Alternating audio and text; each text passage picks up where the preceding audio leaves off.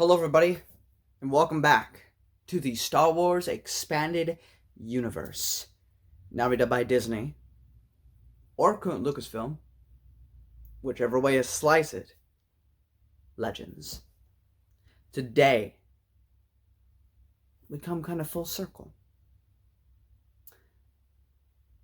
I started off December of 2019 during Christmas break, as I had just graduated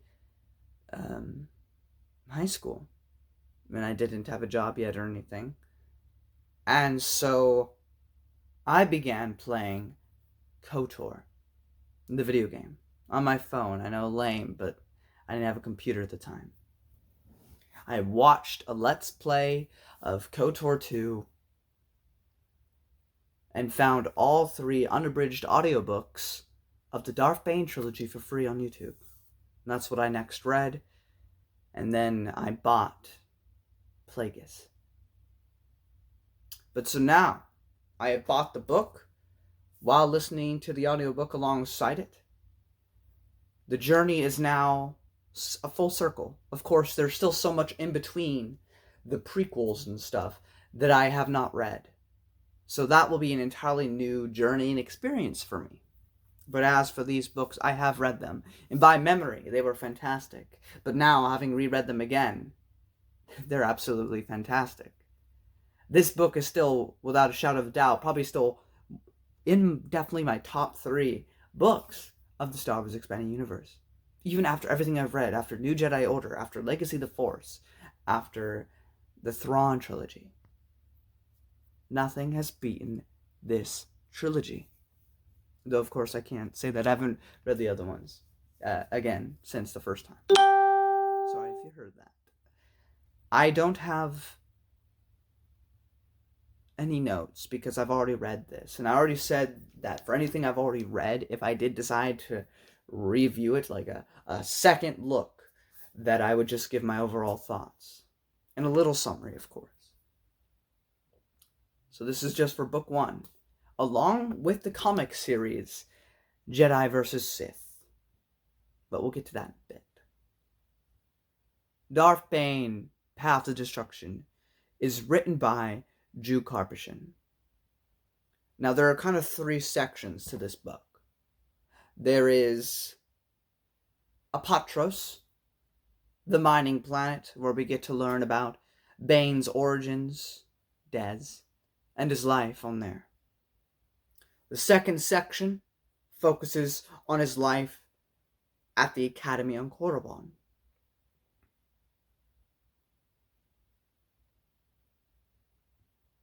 I guess there's kind of 4 sections. Third section, where Bane gets an entirely different philosophy from the Sith that trained him, and where he becomes opposed to the Sith who trained him. And then the final part, the final battle of Ruusan, Jedi versus Sith versus Bane. Overall, this book was phenomenal. I think the writing in these books, especially in this one, was absolutely superb. There is not a part of this book where I find myself bored, or I find myself, disinterested in what's going on. Everything has its place, has its purpose. Now, I remember reading the first time through and seeing again, it's said quite a few times, but a bad writer would go, and I decided to name myself Darth Bane because my father used to beat me and call me the bane of his existence. Like in an exact sentence. It's never officially said, but that's the reason. And this is not a story about a good guy. We are following a villain, a man who will become the Dark Lord of the Sith. And it's wonderful. It's great. And as we've gone through the expanded universe, I have gotten so bored, I guess, of the Sith, of how many there are, of how they constantly fight against the Jedi. Like, it was cool for a bit. It was cool during the Exar Kun time. It was cool during the KOTOR games, it got kind of old by SWTOR. It backed up again with the Emperor, though of course he wasn't exactly a Sith anymore. He was doing his own thing. And yet, we get to Bane. And his whole plan by the end of this book is to get rid of everyone. And he will lead the way to Sidious's victory. And as it's aptly titled, The Revenge of the Sith, 1,000 years in the making. Every character in this book is interesting. Khan is interesting. The leader, even though they're all equals, Brotherhood to the Brotherhood of Darkness. Bane himself, especially, one of the most interesting protagonists, while evil, we've ever had. Githany, interesting. The fact that she uses a laser whip is so cool because we know of so few. Who's like the one other person that does that? Luminia, who will be Luke's lover and Jason's teacher in the ways of the dark side. The entire philosophy that Darth Revan kind of came up with in, as his time as a Dark Lord, that Bane learns about. The fact that Bane gets to go to Rakata Prime again, or Lutho, or whatever it's called. The fact that we get to visualize that place one last time. And Bane gets to have an epic battle inside that temple that we got to explore in the video game. Those connections, that's awesome. That's cool. And Bane's just a really cool character. And the story of this book, the way that since there's like different sections to it, all of it is relatively interesting.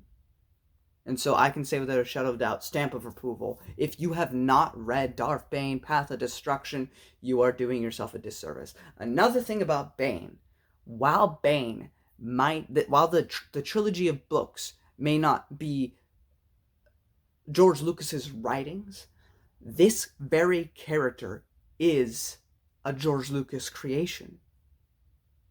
The rule of two, the idea of that, is created by George Lucas. He is a George Lucas character. Of course, the novels expand upon the things that George kind of just said about Bane, but it was always a George Lucas character. And now we have all of this to flesh it out. And by the very end of it, we get introduced to Rain, who we learn is Xana, and is going to be Darth Bane's apprentice, which we'll see more about in the second book.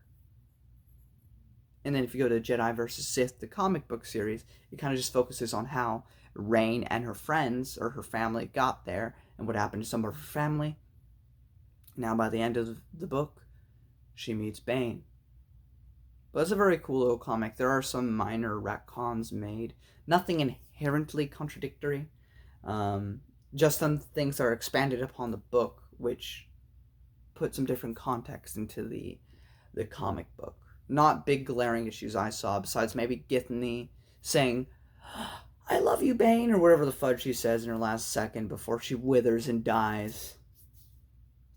But this book was absolutely incredible. I mean, I have reviewed so much novels and comics for you guys, but this if you read nothing else, if you're like, I only want the movies, you need to read these. This and Darth Plagueis are like the ones you need in your life. Like, these are the absolute tier, the absolute high bar, in my opinion, of the entire expanded universe.